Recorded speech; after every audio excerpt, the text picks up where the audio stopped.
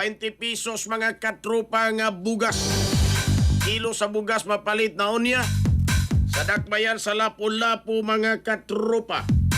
Detalye sa report sa Aeronato kini pinagi sa pagpamati ni katropa Cristel Joy Felerca. Live report.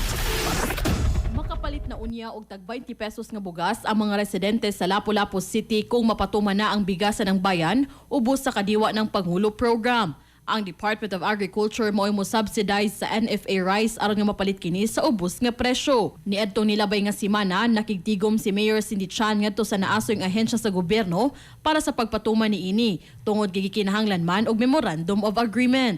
Ang tag 20 pesos nga NFA rice posibleng mapalit sa merkado ug tinguhang masugdan kini karong Abril. Hatagan og prioridad nga makapalit sa mga barato nga bugas mao ang nagikan sa vulnerable sector. Sama na lang sa mga senior citizens, solo parents, persons with disabilities o mga benepisyaryo sa Pantawid Pamilyang Pilipino Program Con 4 Peace. Lakip usab sa makapalit niini kadtong mga mag-uuma, mga mananagat, drivers, minimum wage earners o mga personnel sa mga pampublikong tunghaan. Matag buwan, aduna sila'y alokasyon nga tag 30 kilos, apan tag na po ka kilo lang ang ilang mapalit matag transaksyon. Sa unang higayon sa pagpalit, kinahanglang magpresentar sila og valid ID para sa registration ug sa sunod nga higayon, ang ihatag kanila nga QR code mo ipakita ato sa ilang pagpalit.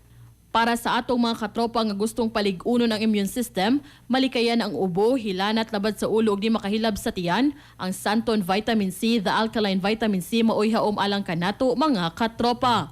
Alang sa nagkaiusang Pilipino para sa Pilipinas, kininyong katropa Cristel Joy Felerca, XFM News. XFM report.